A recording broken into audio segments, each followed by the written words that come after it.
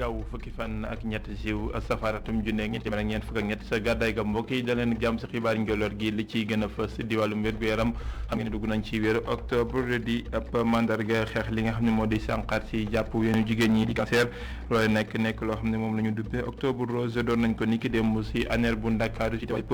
waa LISCA yi nga xam ne ñooy xeex mbir mu ni mel ñu wax si wàllum njàng mi ak nataal bi ki nga xam te bi moo di Aboubacry Mamadou Niane nekk koo xam ne ràññeeku na lool si wàllum njàng ak njàngale nekk koo xam ne it dinañ def ab nataalam ginnaaw li nga xamante ne bi moo di taxawaayam si wàllum njàng bi mu jógee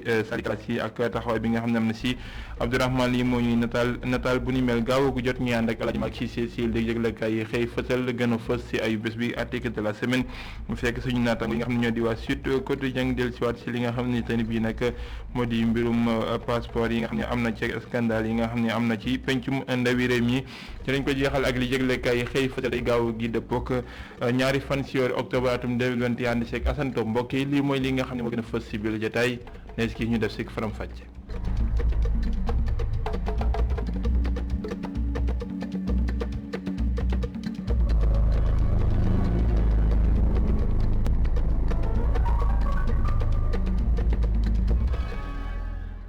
ab l'accident bu doy waar nañuy dooree li nga xam ne moo di jotaayu xibaar yi ab immeuble boo xam ne dafa daal di màbbu si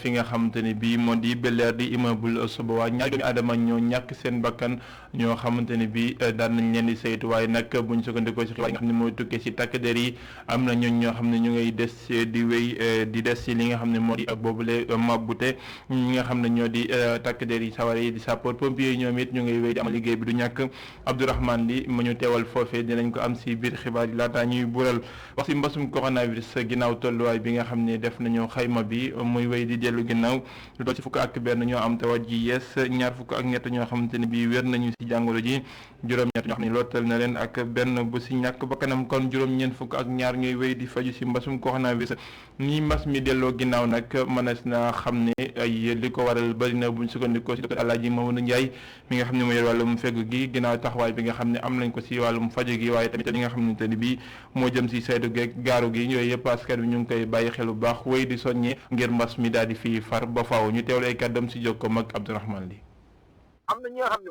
dañuy donc respecter mesures yi loolu tamit day tax ba ci bi wàññeeku mais il y a également vaccination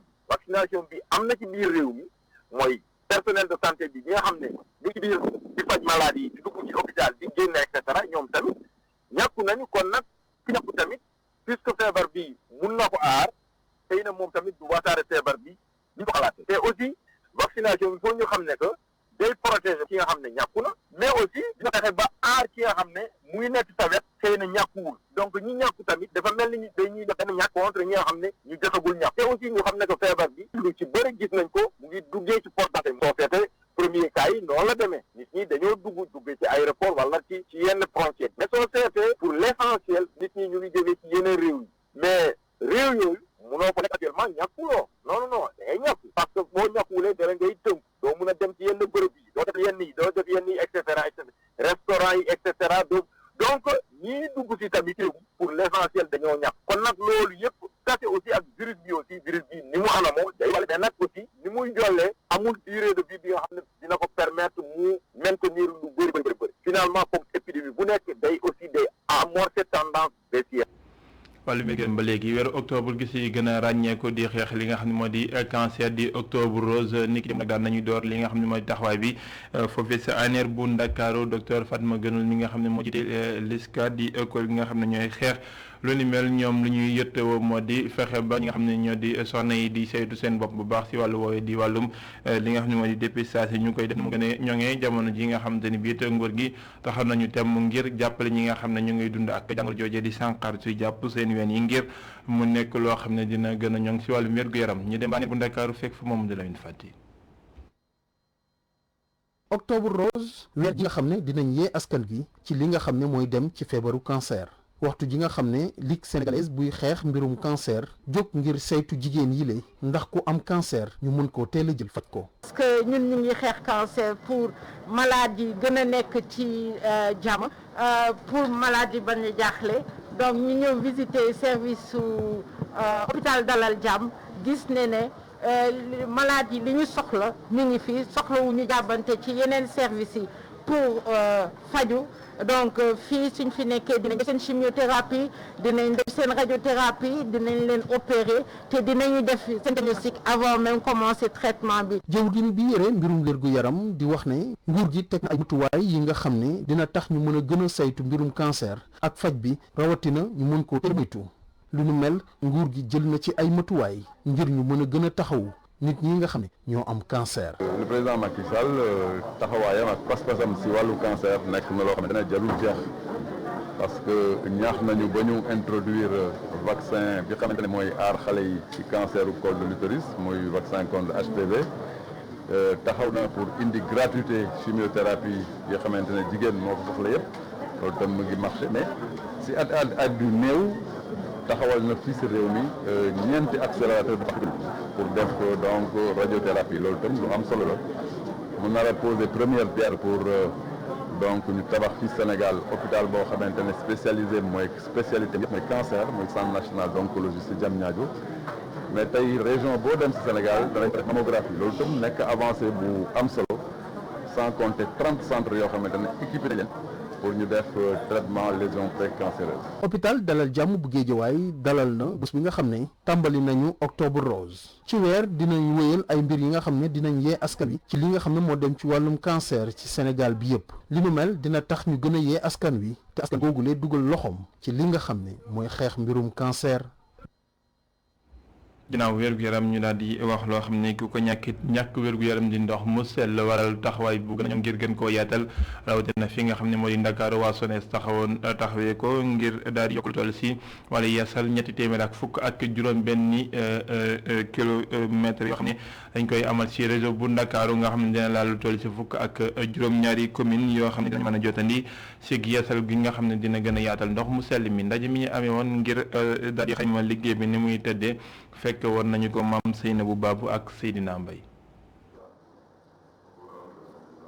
SONES fas yéene tàmbali ay travaux ngir yeesalaat 316 kilomètres fii ci capitale bi lii le nag li ko waral mooy nan la ñuy fexee ba askan wi ñëpp am ndox. fii ci Dakar am na gox yu nga xam ni léeg-léeg dañuy am jafe-jafe pour am ndox surtout ci yenn heures yi. deuxième chose bi mooy réseau bi ni mu mel ni diamètre yi ci nekk. tuuti na tuutiwaay bi nga xam ni mënul satisfaire population bi yëpp. SONES bëgg na ko réaliser fii ci Ndakaaru pour que nit ñi mën am ndox en quantité ak en qualité mais surtout à toutes les heures du jour.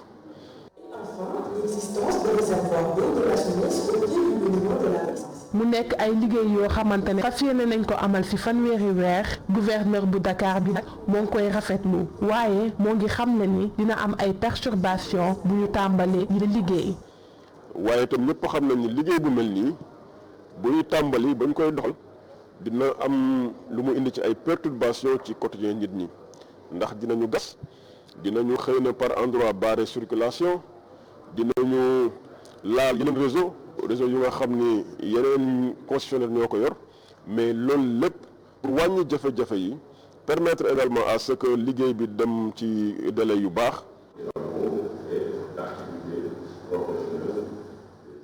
ab campagne bu fas yéene def ngir ñaax nit ñi ak jottali leen ay xibaar fas yéene nañ ko amal ak i tamit ab plan de travail boo xam ni dina tax ñu wàññi ay perturbations yu bëri. directeur général bu SONES di dalal xel yi. am na organisation bu ñu mettre en place am na gox yoo xam ni sax guddi ba guddi la ñuy liggéey am na yeneen yoo xam ni xëy na week-end ba week-end am na yeneen yoo xam ni dimanche ba dimanche am na yoo xam ni bëccëg bi mais loolu lépp gëstu nañ ko nga xam ni exécution bi buñ koy commencé dinañ ci waxtaan ak mairie yi waxtaan ci administration yi mu bañ a am ay externalités négatives wala ay gàllankoor.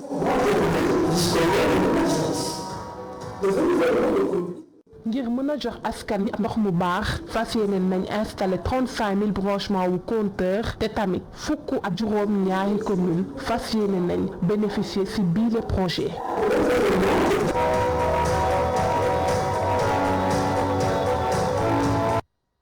Seynabou Baba ginnaaw ndox mi ñuy wax lu jëm si wàllum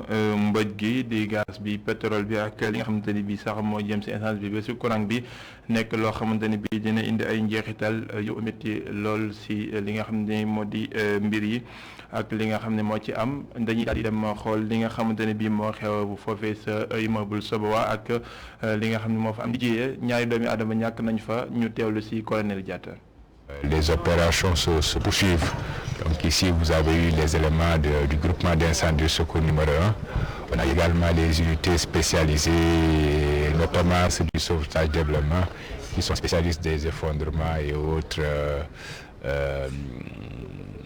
Il y a également du personnel médicalisé, donc c'est des médecins et de la Brigade nationale sapeurs-pompiers et du SAMU qui sont présentement là. Pour les moyens également, on a eu des ambulances classiques, des ambulances médicalisées, des fourgons pompe tonnes pour le personnel de renfort et il y a également la cellule sauvetage déblaiement et éventuellement l'équipe des drones de la Brigade nationale des sapeurs-pompiers pour pouvoir permettre une reconnaissance en 3 dimensions. Un arsenal important, mais vous dites qu'il y a eu 6 victimes. Qu'entendez-vous concrètement par 6 victimes? Donc 6 victimes, comme je dis, le bilan il est encore provisoire. Ce bilan il est largement provisoire. Les opérations sont en cours. Présentement, on ne peut pas être plus précis. Quand on aura fini en fait toutes les opérations de levage, donc les opérations de terrain, parce que c'est un bâtiment L+2 qui s'est effondré globalement. Il faudrait quand même un peu plus de patience pour pouvoir disposer de bilan définitif. 6 victimes, des morts, des blessés? Le bilan définitif vous sera communiqué, je crois, qu'à la fin des opérations. Mais retenez que pour l'instant, il y a comme bilan provisoire 6 victimes qui ont été évacuées vers les structures sanitaires de la place. Alors, nous expliquez-nous, exactement. Bon, après peut-être on pourra revenir sur les difficultés. Les difficultés, voilà, pour les difficultés, vous avez vu, on a un problème d'accessibilité, on a même des engins lourds qui n'arrivent pas à accéder au lieu. Vous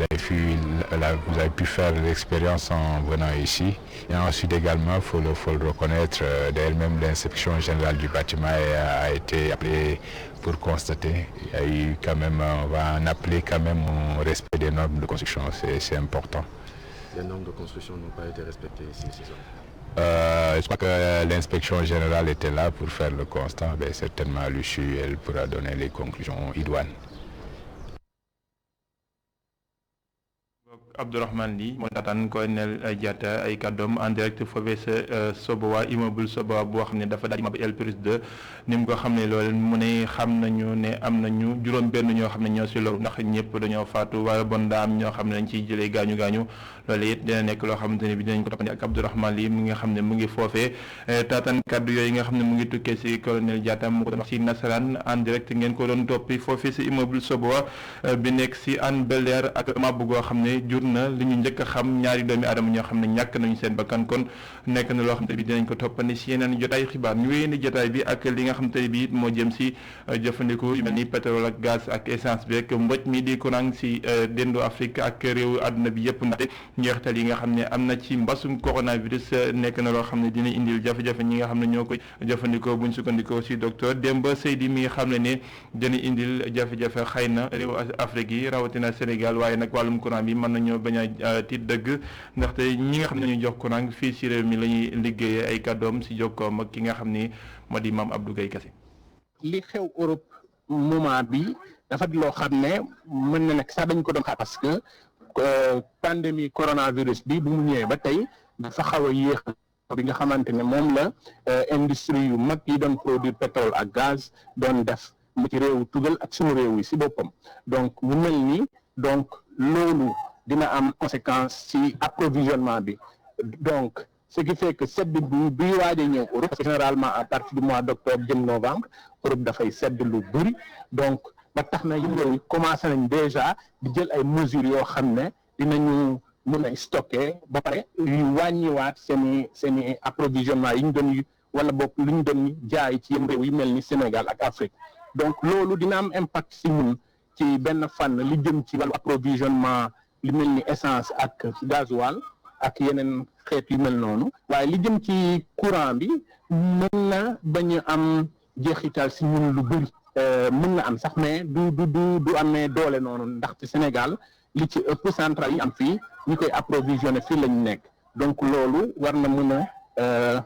am ay impact yoo xam ne du metti torop si ñun lii war a mën a metti mooy approvisionnement essence ak gasoil parce que soit dina yéex a egg si fii wala boog dina am jeexital ci prix yi maanaam dina ñu yokk njëg li fii ci pompe bi boo demee ci station yi donc loolu nga mën a xaar ci mesures yi nga xamante ne Europe moom la nekk di jël fu mu nekk nii.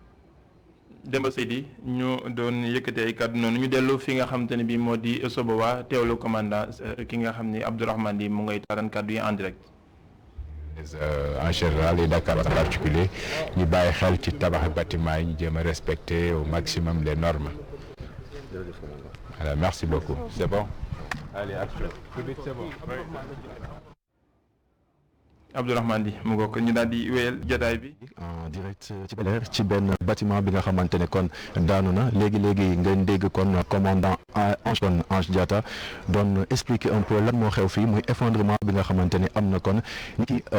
boori 3 heures du matin ñoom kon nee nañ 4h18 exactement kon la ñu jot xibaar bi nekk fii nii am na benn bâtiment bu daanu am na émettre nañ wala boo xamle nañu ni am na ay jafe-jafe yu ñu jànkonteel balaa ñoo dugg si fii nga xamante ne moo di si biir kon bi bu weesoo loolu itam ñu xamle kon juróom benn victime la wax na ko ci tubaab wax na ko ci wolof mi victime waxul ne am na ñi nga xamante génn nañu àdduna waxul ne am na ñoo xamante ne dañoo blessé victime doyam mu ne victime kon juróom benn maanaam 6 personnes yi nga xamante ne jamono ji muy bilangu wu nëgandiku ci nga xamante ne effondrement bi fi la amee bu weesoo loolu itam ñu seetlu ni daanaka ay arsenal wala boog ay matukaay yu am solo kon jël nañ ko ngir jéem a génnee nit yi nga xamante ne ñoo nekk fii nii dégg ngeen tamit laaj nañu ko li nga xamante ne jëm na ci ñi nga xamante ne ñoo des jamono ji ci fi nga xamante ne moo di décombres yi maanaam suufu xeer yi jamono ji waxagul à peu près exactement ñaata nit ñoo ci nekk waaye xamle na ni ay nit ñu ngi fii ñu ngi waxtaan ak ñoom ngir jéem leen génne kon nank-nank ci décombres yooyu noonu fii kon loolu lañ fi jot a taataan ni ki xibaar kon fii nga xamante ni moo di Bel-Air lu soriwul dara kon benn industrie bu boisson ñu koy wax Sobowa. jërëjëf Abdourahmane yi xaar ya leer na donte li nga xam ne moo jëm ci nataal yi des na leer waaye xibaar yi moom wér na li nga xamante ni bii la ko xamle ak li nga xam ne moo ci commerce bu Bel-Air di Sobowa immeuble ba nga xam ne moo am ak ñi nga xam ne ñoo ci loru dégg ngeen leer yi nga xamante ne bii tàkk jawee def nañ ko ci di waa sapeur pompier ko defal Abdourahmane yeeg Seydina Mbaye ñu ñu àndal ngeen doon teewlu loolee en direct ci télévision bi ñu wéyandi jël xibaar yi ak li nga xamante ni bii moo jëm ci dund gu métti gi ba yegg sax ñu ne daan nay am bëri ñoo xam ne ñu ngay dund ak ñàkk xayma bi nga xam ne waa ANSD def na ko defoon nañu ko Pape Amadou Sarr mi jiital DER moom nee na kàddu yooyu kàddu yu wér la ndax moom ginnaaw bi nga xam ne def na ak wëngal ci réewum Sénégal gis na lu ni mel donte nag mu ne jéego yi nga xam ne DER def na ko it nekk wax ni mu ngay jooyante lu bëri moo nekkoon ganu ki nga xam ne moo di Ousmane Gueye ci ITEC i rajo ñu teew lay kàddu. Sénégal doon dëkkum ndóol la mën nañu wax ne dañu bokk ci dëkk yu gën a ndóol ci àdduna ji loolu moom kenn mënu ko weddi li ANSD chiffre yi ñu publié woon ministre bi sax ñëwaat na ci lu dëggu la et mënuñu ne tey agence bu toll ni agence de la statistique et de la démographie liggéey bu muy def baaxul donc ministre waxul loolu et comme ni ma ko waxee cooloo mu ngi suñu ginnaaw parce que ministre bi reconnaître na agence bi liggéeyam waa agence bi yàgg nañ def seen liggéey baax bi et au niveau international ñëpp xam nañu luy rôle agence de la statistique et de la démographie et ñu ngi leen di gën a ñaan ñu góorgóorlu yokk pas-pas bi ak liggéey bi et ñu liggéey moom données yi ñuy am chaque année pour financer financement yi si ñoom lay jóge kuréel bu président Macky Sall taxawal 2018 pour jàppale jigéen ñi ak ndaw ñi si seen xëy si financement seen activité ak koom-koom réew mi donc boobu ak léegi jël nañu lu toll 66 milliards si koom-koom réew mi et loolu am na impact si lu ñuy wax maanaam ndóol mi réduction de la pauvreté tax na ni yokku na tax na ni tamit ñëpp ñuy dem xëy bi ak dem ak dikk bi ak koom-koom bi yokku na donc loolu boo jëlee 125 000 personnes yuy financé ak léegi ñooñu am nañu ay jabar am nañu ay jëkkër am nañu ay doom am nañu ay mbokk ñooñu am nañu impact si seen xëy beneen bi aussi mooy boo financé nit 10 millions dina occuper yeneen 10 ba 20 ba 30 personnes donc dina am impact ci pauvreté bi donc loolu moo tax ni TER mën nañu wax ni instrument de lutte contre la pauvreté bu takku la. liñ koy jëfandikoo ci Sénégal bëri na lool Café Touba di bëccëg bi nga xam ne moom lañ ko jagleel di force ngir ñu daal di xooli ñi nga xam ne ñoo ci liggéey bu baax naka la ñu mën a def diggante saaf gàkk wala ak ni nga xam noonu lañ koy jëfandikoo ñu ngay xamle liggéey ni nga xam noonu lay jaar ñoom it di ci gis seen bopp saa su nekk ndaxte ni ñu koy jëfandikoo ci réew mi dafa nekk loo xam ne bëri na gëstu bi dañ koy defee ci diwaanu Colobane ànd seeg Lamine Islam Daffé ak Seydina Mbaye. laata ñu koy naan lii di Café Touba daañu koy saaf ba pare saaf gi lee am yoon. man li ci ëpp sama saafu café guddi lay nekk biig saaf naa 280 kilos tey aussi xam naa dinaa saaf 280 kilos mais nekkul ne toujours ma saaf ko parce que léegi ak lu affaire bi bëre nu mu gën a bëre loolu moo tax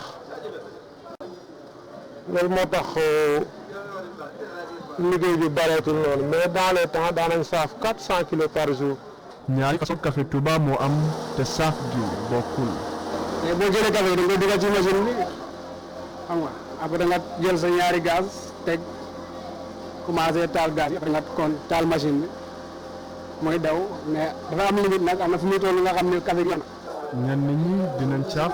ñaari téeméer ak juróom-ñett fukki kilo ci Café Touba guddi gu nekk. am ñaari façon nag bu fekkee da nga bëgg marron am na fu muy yem yow nga xam ne café gi baax na fii daal pour mu marron bu fekkee da nga bëgg bu ñuul itam am itam mooy loolu. bi mooy am ñoo xam ne dañuy soxla poids xam nga mooy tax café gi day marron après day amaale kii boo ko saafee ndox mi day leer quoi day leer bu dee dafa ñuul nag maanaam café gu ñor la soxla moom soxlawul poids café gu ñor la soxla.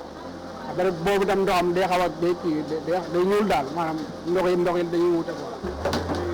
saafkatu Café Touba yi café la ñuy xëyee bis bu nekk client yi nag dafay yokk wala di wàññeeku ci ay période.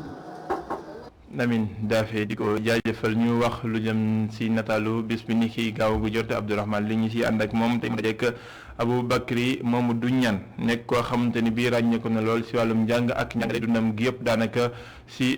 classe yi la ko daal di amalee nataal bi ñu teewlu ko. warul nekk jug rek ñu jox la tiitaru jàngalekat di xalaatuk Aboubacry Mamadou Niane tey jii mu à la traité mu ngi taseeg moom ci buntu këram muy waajal dem ci ab mariage mu nekkoon ab jàngalekat moo ngi fàttaliku ab stress bu mu xam le ni daana ko dund saa yu nekk ci biir classe am nga xamante ni daanaka lu mu néew juróom benn fukki ndongo nañ ci nekk. c'est 60 gosses. boo toogee di xalaat ndax li la war yëpp def nga ko ci juróom-ñaar fukki gone yoo nga xamante ni moom ngay jàngal dalay stressé man saa yu ma daan jàngale sama biir da daan metti docteur bi daf ma daan laaj souvent ndax dama am ay problème ndax damay stressé ma ni ko déedéet wante bi ma xoolee ba xool gisoon naa ni que dama doon stressé bu baax a baax ndax dama doon di xalaat ndax man wàccoon naa ak gone yi. ce qu'il fallait. li wax tey ci xalaatam moo ñu fexe ba jàngalekat gone nangu ñu ñambaas la lu ñuy wax sens de la responsabilité muy loo nga xamante ni seetlootuñu ko ci jàngalekat yu bëri ci xalaatam muy mbir yu ñu naxarlu. parce que bon la formation. ndaxte tàggat gi des na ay jàngalekat yu bëri yu nekk ci classe yi tàggat gi bokkul ñu doon tàggatee ñeneen ñi. tellement ce qu'elle était comme avant. juróom-ñaari at la def ci classe yi balaa moo nekk secrétaire particulier wu jëwriñ yi ca màkkaanu jëwriñ bi dañ ko wàllum njàng ak njàngale mi Aboubacry ngi xam ne ni daana liggéey bés lëmb ci jamonoy grève nga xamante ni amoon na ci atum 1988. au cabinet c'est un peu difficile. cabinet bi liggéey bi yombutoon na liggéey nañu ci ay jamono daanaka bésum lëmb couvre-feu bi ñu am nag dañu daan toog foofu ba ay 6 heures du matin gannaaw gi ñu déposé ñu yi ndaxte couvre-feu la woon ay temps dañu doon wax ak ñoom foofu ba ay 1 heure du matin gannaaw gi dañu doon leen yóbbu pàccee leen. 1 heure du matin on était obligé de les ramener par groupe. tey jii daw na stress boobu. non. te même bu fekkee ni nam na crée bi Aboubacry Mamadou Niane ngi dund retraitam ci jàmm ak njabootam nga xamante ni ñoom lay nekkal lu ci ëpp. jaajëfal ko Abdourahmane Ly ñu daal di wala ko jëm si wàllum tàggat yaram ak ñi nga xam ne ñu ngi si wàllum nawetaan ci yëmbal ñoom nag moment bi leen ëmb dañu bëgg daal di taxaw ngir ñi nga xam ñoo di ASC Yafa daal di mënal seen bopp am ab taxawaay bu gën a ñoŋ waral nag ñu daal di ubbeeko ngir ak njàppandal ki nga xam ne moo di jëriñ jër wàllum koom mi ak wàllum coopération di Amadou Hott ñëw na daal leen di jox ndimbal boo xam ne dina tax ñi nga xamante ne bii ñoo yëngu foofee si wàllum tàggat yaram gis seen bopp si li nga xam ne moo di jongante yi man daal di ràññeeku it si jongante yi nga xam ne moom la ñu dëkkmal Amadou Hott ñu teewle ay kàddoom si micro moom di la leen fàtte. De rendre ASC autonome c'est très important am ay projets yoo xam ne dafay rapporter de manière pérenne pour que ASC yi mën a compter ci seen bopp non seulement di liggéeyloo ay ndaw mais aussi de générer ay revenus pour mën a financer seeni ay activités propres loolu tam incha allah je m'engage pour ñu def tout ba am ay jéego yu ñu ci dox incha allah au moment venu il faudra que ñu planifier ko ñu gëstu ko étudier ko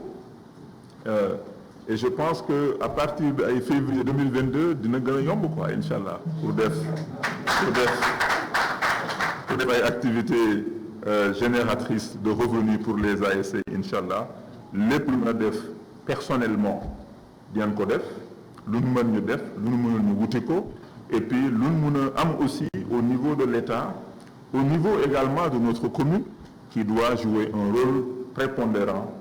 notre mairie pour aussi appuyer donc le mouvement sportif donc de Yeumbeul Sud inchallah et tout le mouvement sportif inchallah du département de Keur Massar aussi doit pouvoir compter sur les collectivités territoriales que ce soit les communes ou le département de Keur Massar lui-même pour donc aider ce mouvement à se développer et à être de plus en plus autonome.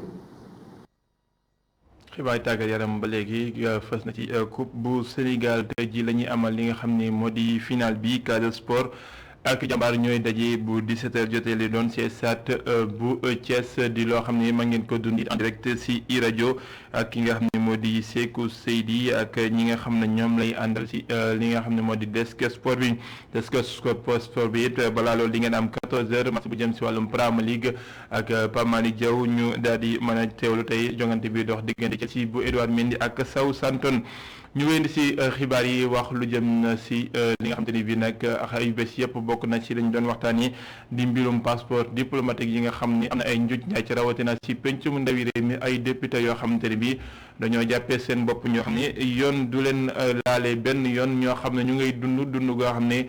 kawe na ci ñoom la ci wàllum nekkin ñoom la leen daal di duppee ay hors la loi Sud Quotidien bind xët wu ni ci xale mag ki nga xamante ni bii moo di Jean-Michel Diatta waral ñu dellusiwaat ci indil leen ko ni ki ayu bés bi xët yuy gën a fës di article de la semaine ñu ànd seeg El Hadji Malick Cissé ak Bara Sow.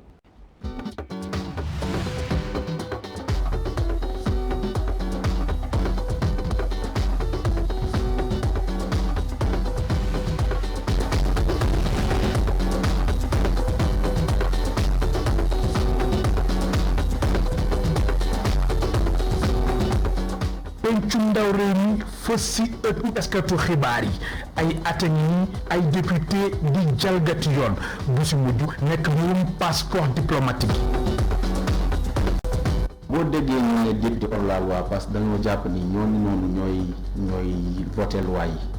ci assemblée bu demee député yi ñoo war a voté loi yi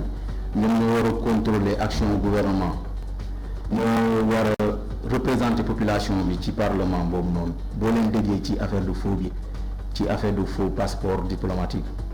ci affaire de impôt impayé boobu tamit beneen affaire la yow mi sax ne daa mel ni ñi war a voter loi bi ñoom ñoo fi gën a mën a teggi loi moo tax ñu ne ñii ñooy les hors la loi. lu jaaxal sama naataango bi mooy député yi ay avantages yu am solo nañu am si gàttal ñàkkuñu. ku ñu fay 1,3 million ci weer moom kenn du jàpp ni da nga pauvre waaw non seulement fay nañ ñu loolu jox nañ la 4x4 ba pare ñu jox la 300 litres essence pour simple député yow amoo ko benn poste ñu jox la loolu noonu yëpp yow kenn mënul wax ni da nga ñàkk certainement nag ñi nga xamante ne ñoo ngi ci ay commission ñi nekk président yi ci commission ñoom 2 millions la ñuy laal de non seulement les 2 millions am nañ seen 4x4 2 véhicules de fonction ñu am 9 litres d'essence te fan yi ñuy waxee waxu enveloppe de 200 000 bu ñuy am pour prime de logement loolu noonu ku ko fi am fii Sénégal moom yow waruñu la ranger ci catégorie pauvre kon kooku noonu waruñu xalaat ni dafa war a dugg ci lii. ay scandale yu doy waar moo tax ëllëg na askanu Sénégal. moom tey bëri na ba ñun liñ ciy ragal mooy suñu image ñu yàqu ko au niveau international déjà fii nii koo wax assemblée beneen image la lay jox donc boo déggee tamit à l'international ñu dégg ni ay député ñoo dugg ci affaire passeport diplomatique la ñuy xalaat ci suñu image alors que benn ay amoon ay jamono Sénégal référence la partout mais lii nii dafa bokk ci li war a yàq suñu image au niveau international déjà dans la sous-région comme ni mu la ko waxee woon ci français démb rek maa ngi doon waxtaan ak benn membre société civile mu am benn rencontre bu mu bokk fay Cotonou nee na ma carrément ni moromam yi loolu lañ ko doon draayee di ko reetaane Sénégal ay député ñooy def lii tu vois déjà suñu image yi yàqu na bu baax. dañu war a xoolaat bu baax anam bi nga xamante ni moom la ñuy falee suñu député yi Moussa Diaw ancien chercheur en sciences politiques ca UGB moo wax lu ni mel suñu naataangoo yi Sud Quotidien. ñuy gis ni problème yi ñu nekk di def causé léegi nii dafa commencé bëri ba tax na di nga toogaat xalaataat est-ce que duñu xoolaat nu ñuy falee suñu député yi système bii nii nag tax na ba président mën na fal parce que liste boo gisee majorité bi listam bi ci proportionnel foofu lañu jëlee mu ranger la foofu noonu parce que peut-être dañoo jàpp ni yow da nga am base politique te kenn xamul nan nga def boo am sa base politique en tout cas daal président mooy décider ku nekk ci liste boobu noonu bon mais tamit les autres partis ñu ngi def lu mel noonu mais en tout cas présentement assemblée majorité moo fa nekk te gis nañu am nañu fa ay députés yi nga xam ne ñooñu wax dëgg yàlla moom bu doon dañoo demoon ci représentative bi la base bi ci boppam mu seet kan la war a jël ñu bëri duñ fa dem assemblée parce que ñoom au moins dinañ def seen enquête de moralité kii mës na laalee ci lu bon am déet kii amul benn formation politique kii yooyu noonu ñoom dinañ ko régler foofu noonu alal ba duñu am problème yooyu noonu yëpp.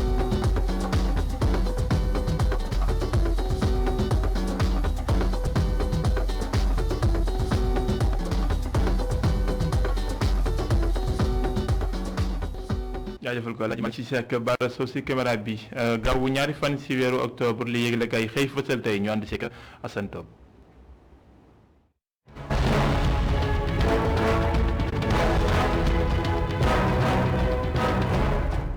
wan ween lañu leen nàmpale moom mënees na koo xam waaye ci gan geñu la ñu bàyyeekoo moom laaj bu ne mel am na ci réewum Sénégal guddi yi ñu toll journal enquête dëgtale ab xayma bu doy waar dem na ci ñeenti junni yu tegal juróomi téeméer ak juróom ci ay tànk yu juddu ci Casamance ku la ko wër ñoom nag xamuñu kuy seen bàyyi ndaxam am nañu ko waaye dañoo bañ juruñu leen ak kuréel gu ci def ab xayma ak ab liggéey jëm rek ci aar ñi nga xamante ne ñoom ñoo di seen rak ki mat yu jigéen ñoo taxaw tem sumba ci xeex ginnaaw liggéey biñ ci jot a amal nag ci la ñu daal di becc boobale lim naka la daal di tasaaroo diwaanu ko Ziguinchor mi ngi dikk ak junni bu tegal ñaar téeméer ak fukk ak benn ci ay xale yu jigéen yu yóbbu seen ndaw ñi jaare fa wanaw lor Sédhiou ngi taxaw ci junni bu tegal juróom-ñetti téeméer ak fukk ak juróom-ñaar bi ñu naa nga yëg si ak junni bu tegal juróomi téeméer ak fukk ak juróom-ñaar Oussouye dikk ak juróom benn téeméer yu tegal fukk ak juróom-ñaar Vélingara ñi nattal ko ñett téeméer ak juróom-ñett fukk ak ñett ñi ñëpp doon ay xale yu jigéen yu ñu nax ba wanaloo leen lor mbir mu doy waar ndax it nag ñi nga xamante ne ñoom ñoo ko def bokk na ci ay fonctionnaire yi ñu santoon ab liggéey ci ba Saalum ko réew xarekat yi dooni rebelle waaye tamit ñi nga xamante ne ñoom ñoo di woy politique yi bu ñu nekkee ci tournée ci ba Saalum ko réew rek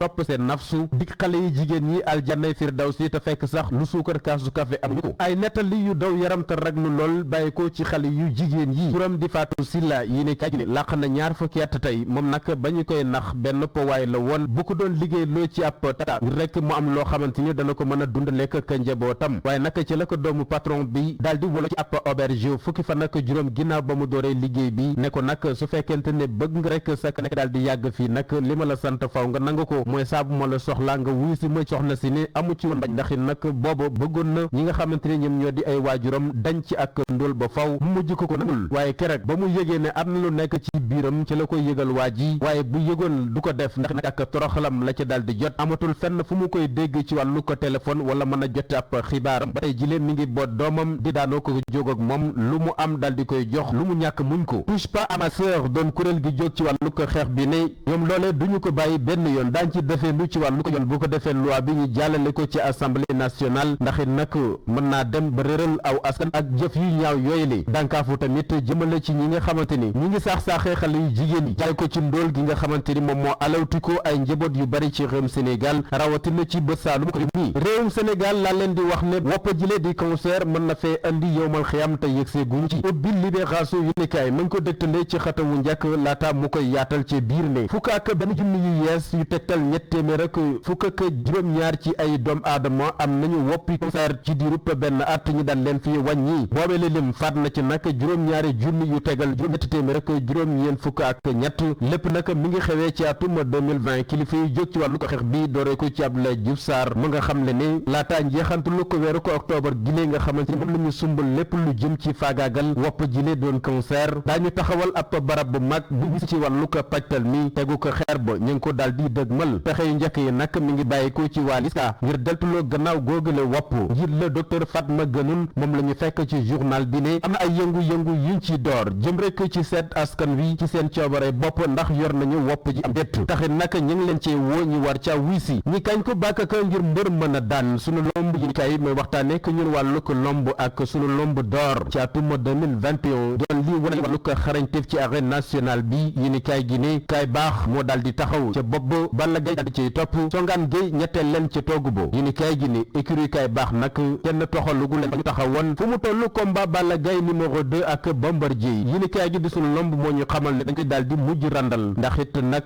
Triple S doon Balla Gaye numéro 2 dafa nekk ci dëj ginnaaw bi nga xamante ne waajurum bu góor daal dinay jiitu ji yi ni kaay gi ne jot na ci xibaar ne dañ koy mujj yóbbu benn fan ci janvier ci atum 2022 Gaston Mbengue ne dara nag leer gu ci li firndeel mooy Zos say numéro 2 ak Forsac Pakala moom leeru ko novembre gën la ñu jëm daañu sëgg bëre ñi am lu leen doy napaxare moo di askanu Kédougou rawatina dëkk yi nga xamante ne ñoo sës rëkk ci xàll wu mag yu jaar ci Bibu ak Massa doon ay dëkk-dëkkaan ci département bu Saraya yi ni kaay gi ne ak gaynde gu jigéen moo fay dogale oto yi ak ñi nga xamante ne ñoom ñoo di borom moto yi seenam riir lay bañ a dégg ndax it nag boobile mala dafa dem ba ci ab camion bu yàqu mu daal di fay wasin yi ni kaay gi ne gaynde gi nag nangul benn yoon ku jege ak njabootam tax lu mu dégg mu riir rek jàpp ne jëm si na ci moom mu daal di lay songu dem na sax ba jaaxal ñi nga xamante ne ñoom ñoo di waa eaux et forêts bu diwaanu ko Kédougou ña ngi cay artu jëmale ci kilifa yi ngir rek ñi aar ñi nga xamante ne ñoom ñoo di askan wi ndax it nag jamono jile seen nëpp dem ak dikk lépp dafa daal di jàttanku ragal ne seen bakkan moo nekk ci xottu gerte. Assane Top ndaxtaan ak moom rek gën a wóor di ko jaajëfal leen mbokki ci teelu bi li moo la fi laaj ci jotaay bi la xibaar beneen jotaay 18h45 lay doon ci kàllaamay wolof ngeen ci ànd ak ki nga xam ne moo di Modou Mbacke 19h45 ci kàllaamay nasaraan ngeen ci ànd ak ki nga xam ne moo di Khalifa Diakhaté xibaar di wéy ni ci www.emedia.sn neskis bu 14h jotee Premier League comme ni ngeen koy dundee gaawu gu jot ak Malick Diaw di ngeen teewlu match bi dox diggante Chelsea ak Southampton ñu yendoo ak jàmm.